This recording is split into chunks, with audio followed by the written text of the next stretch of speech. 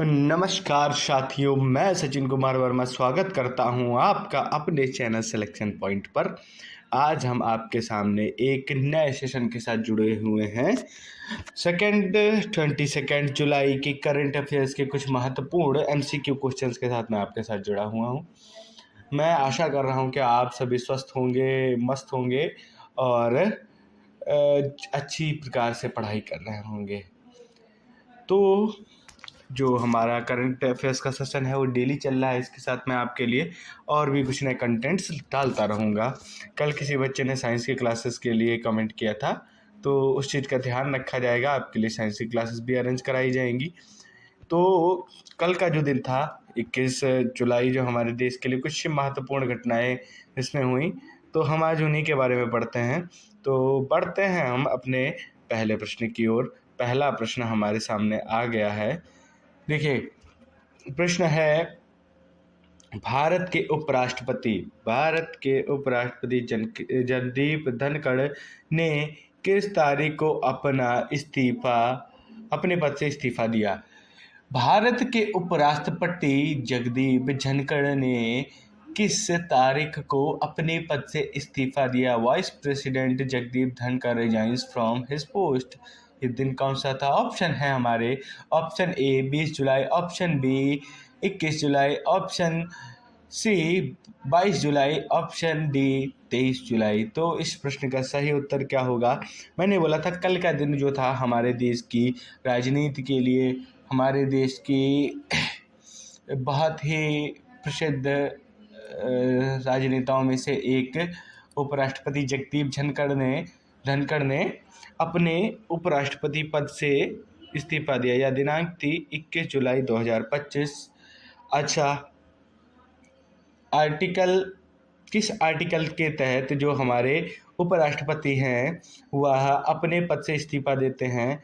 तो यह इस्तीफा देते हैं आर्टिकल 67A के तहत। आर्टिकल 67A के तहत हमारे जो उपराष्ट्रपति या राष्ट्रपति हैं वह इस्तीफा देते हैं।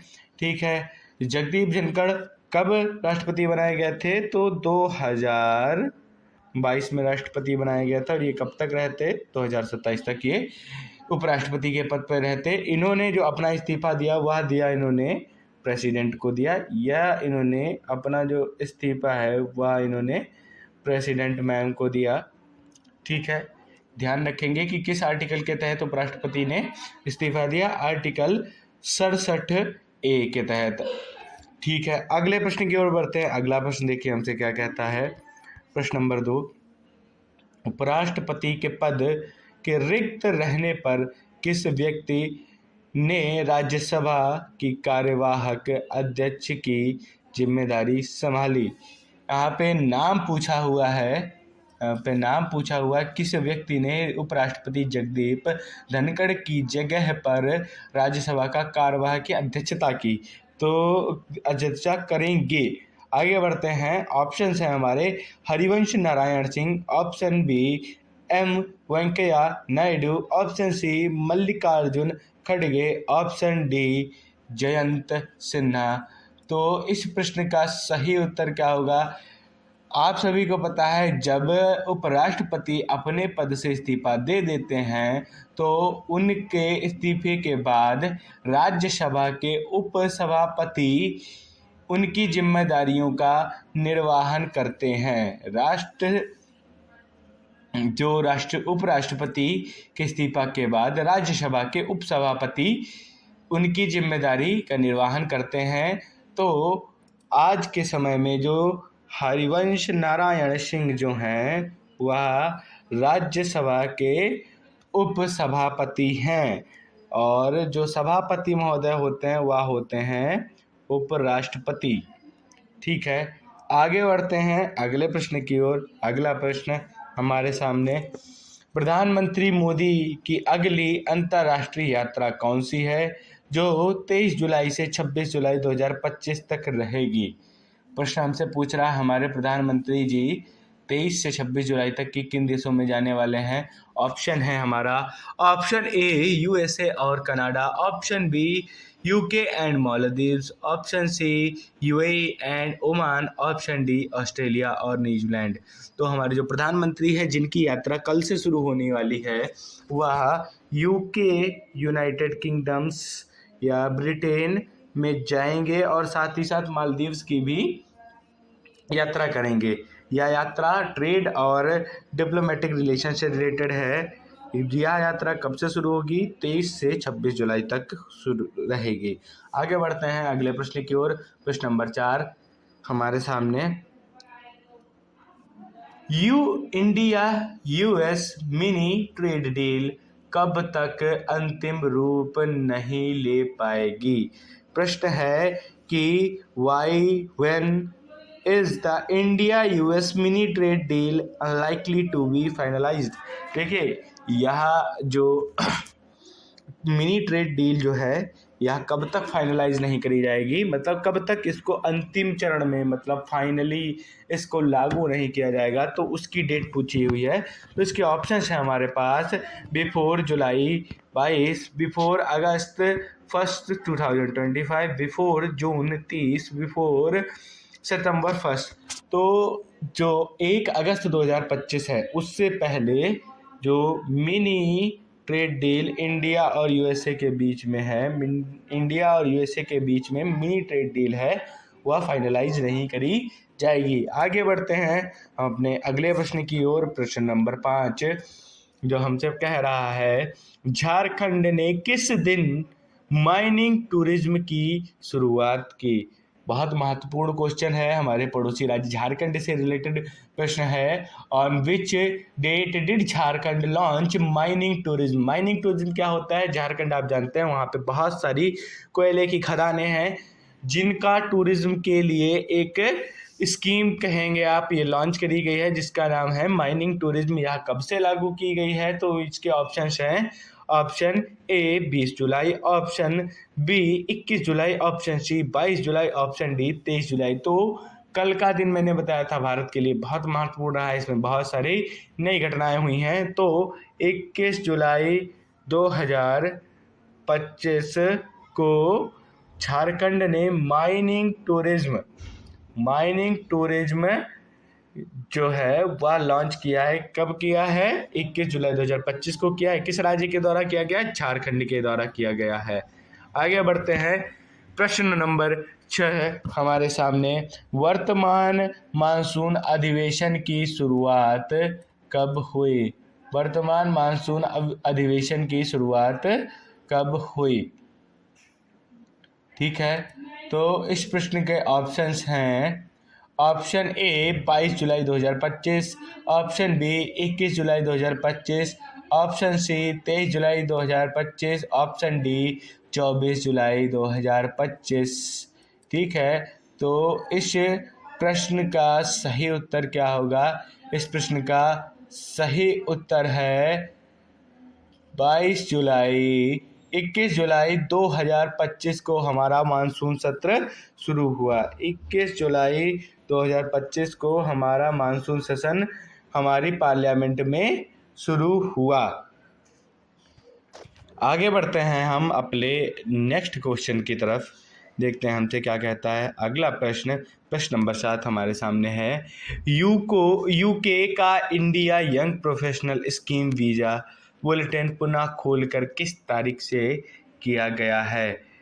यूके मतलब यूनाइटेड किंगडम, ब्रिटेन, इंग्लैंड की जो प्रोफेशनल स्कीम है वीज़ा बुलेटिन की जो प्रोफेशनल स्कीम है वह कब ओपन करी गई है, कब से ओपन होगी? तो वह आज की दिनांक 22 जुलाई 2025 से यह बैलेट को पुनः खोल दिया गया है। आगे बढ़ते हैं अगले प्रश्न की ओर। प्रश्न number 8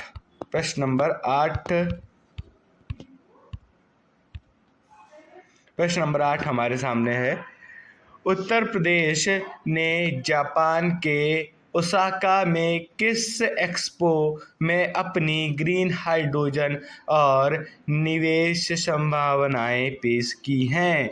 eight which expo did Uttar Pradesh showcase its green hydrogen investment potential in Japan?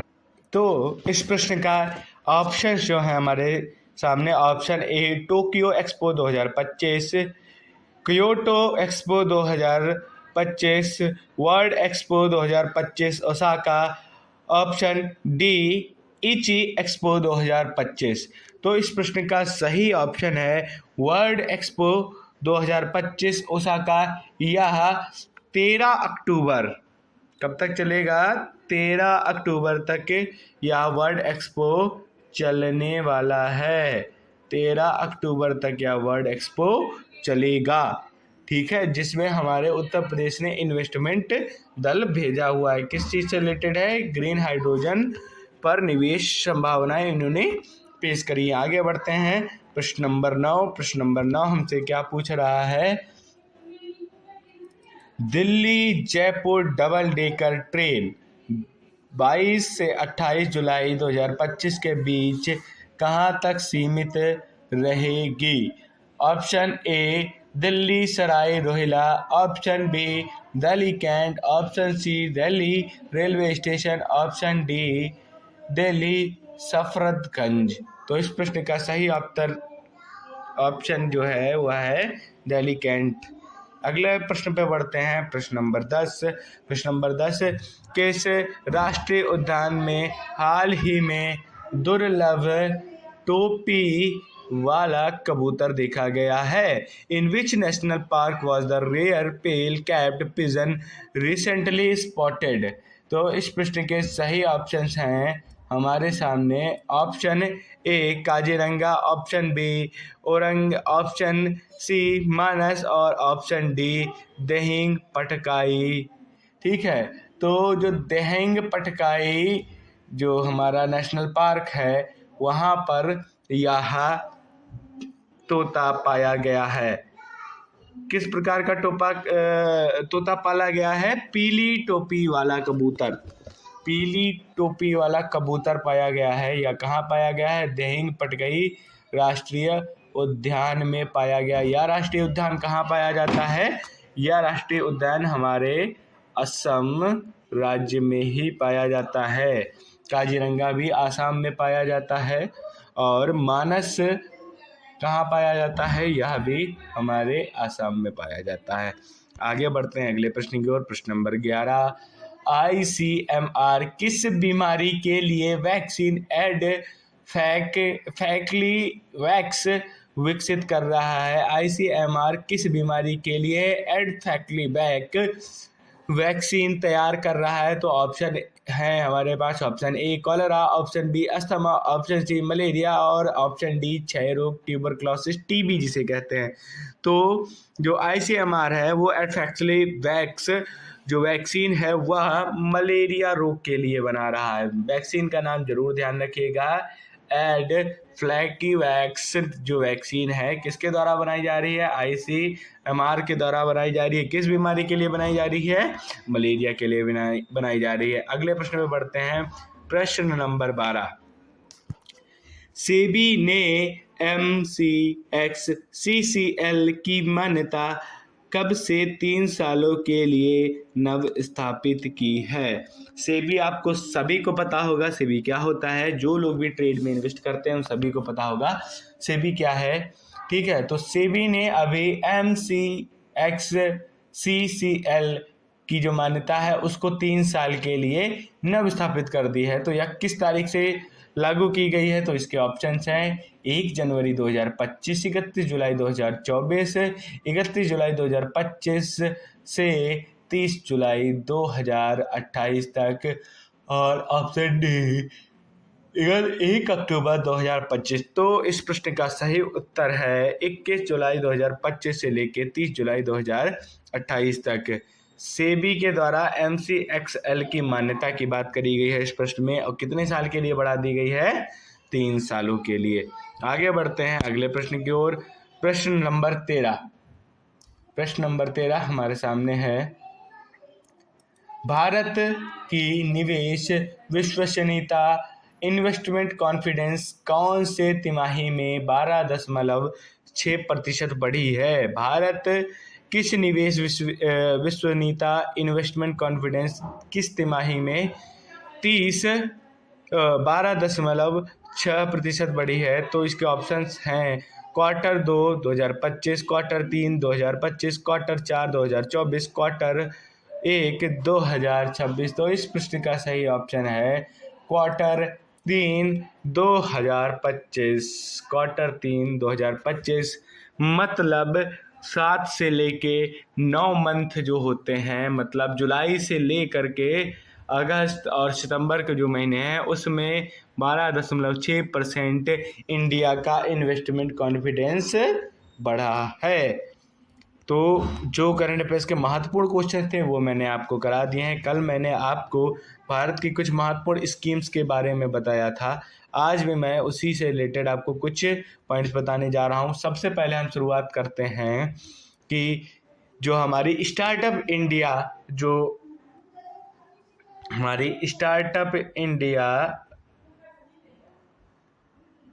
Scheme है, यह कब शुरू की गई?